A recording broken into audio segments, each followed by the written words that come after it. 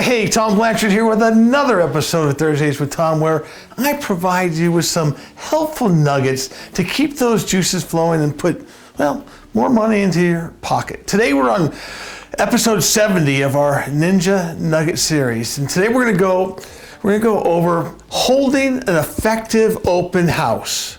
Right? Now, you know, when we think about holding an open house, most agents have a picture of sitting in a house, wasting 3 hours, waiting for someone to come through the door, right? So with that picture, or so-called reality in most folks' head, you can see why most agents don't want to do an open house or have negative feelings about doing an open house. Now, I would say that most agents don't do an effective open house when they do one. Now, what do I mean by doing an effective open house? Well, let's break it down, shall we? Okay, first of all, open houses are extremely effective if they are done correctly and with a purpose. Secondly, a lot of you out there believe in the myth that open houses are only for new realtors, which is just that, a huge myth. So why can't open houses be effective? After all, you have the potential for buyers and sellers coming to you. They are self-identifying themselves and saying, this is the area I am thinking of either buying in or have a home in the area that I'm thinking about selling. Not to mention, you are face-to-face or belly-to-belly and have the ability to interview for the job right then and there.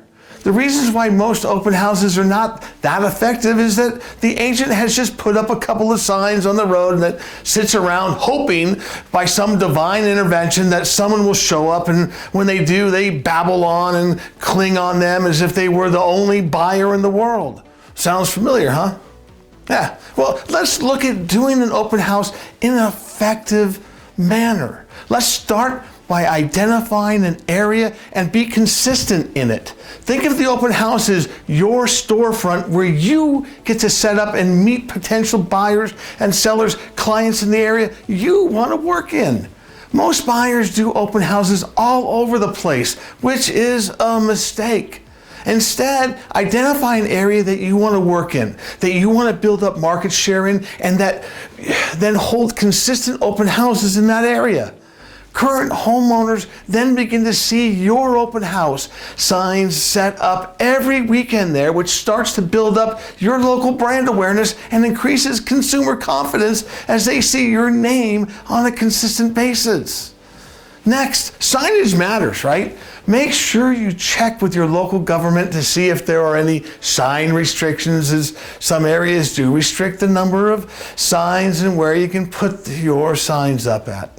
You don't want to be coming back from doing an open house and finding that your signs are all gone. Now, if there are no sign restrictions, putting out 30 plus signs will greatly help increase your brand awareness and drive more traffic to your open house. You get the idea here that, the more signs, the better, right? Now, if your open house is located in an area that has sign restrictions, do not get discouraged, as they or your competition are all playing on the same equal playing field. They can't put out that many signs either. So what can you do to help ensure you have an effective open house over and above just putting out signs? Well, pre-marketing the open house comes to mind. Right? Around 4 or 5 days leading up to the open house date, you want to hand deliver, door knock to the 500 closest homes to your open house. On day 3 leading up to the open house date, you want to run a targeted Facebook ad to the area. On day 2 leading up to the open house date, you want to personally call and reach out to the 500 homes you door knocked and drop the open house flyer to remind them of the open house and invite them to a personal showing of the property. So now it's time to show. You need to set the table properly. Put out 30 plus signs. You have purchased a couple tall open house flags to put in the front of the property, and you have balloons flying in the air. Yes, it looks like a circus, but you know what? It will attract attention, and not just from those driving by, but from the neighbors. Remember, you're doing this to increase your brand awareness. You want to be top of mind for anyone thinking about having a real estate need. You are doing a showcase of what you would do for them. Not to mention how much value you are providing to your homeowner client. You stage the property for showing, opening the blinds, making sure the toilet, bathrooms, bedrooms, and closets look appealing. You hang a sign on the front door that says, hey, per seller's request, please sign in. You have a table right there at the front door with another sign that says, per seller's request, please sign in. Right? They get it twice. And have a sign-in sheet that is labeled in big, bold letters, guest registration sign-in sheet, or an iPad that has an app like Spacio on it to help capture the folks that come in. Have a stack of nice color property flyers with all the property information sitting there. The mortgage information and your information on it, right? So here we go. The potential clients sign in. Now is the time to shine with a great tour of the property. Now, you're not going to be able to give a tour to everyone, especially if you have done the prep work and you have a bunch of people coming in all at once.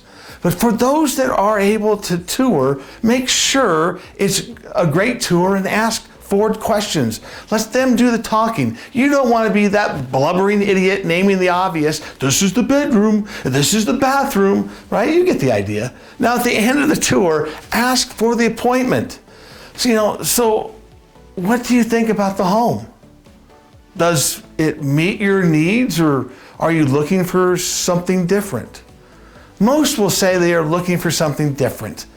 In that case, follow up with something like, great. Just so you know, I'm not here to sell you on this house. I am here to identify what your goals and needs are and then find you exactly what you're looking for. Based on what you have told me that you're looking for, I know several homes which I am confident will meet your criteria. Look, I get out of here at 4 p.m. today and can meet you then to go show you those homes, or would you like to set up an appointment at my office where we can sit down and go through all of the potential homes that fit your wants and needs? Now, of course, not everyone will want to set up an appointment right then, but if you ask enough people, well, you will absolutely get some that say yes. Make sure that you get everyone in your database and follow up. The fortune is in the follow-up. Well, that's all the time we have for now. Remember, you have to do the work to be successful, so start doing the work today, right? Now, I look forward to talking with you real soon. Bye.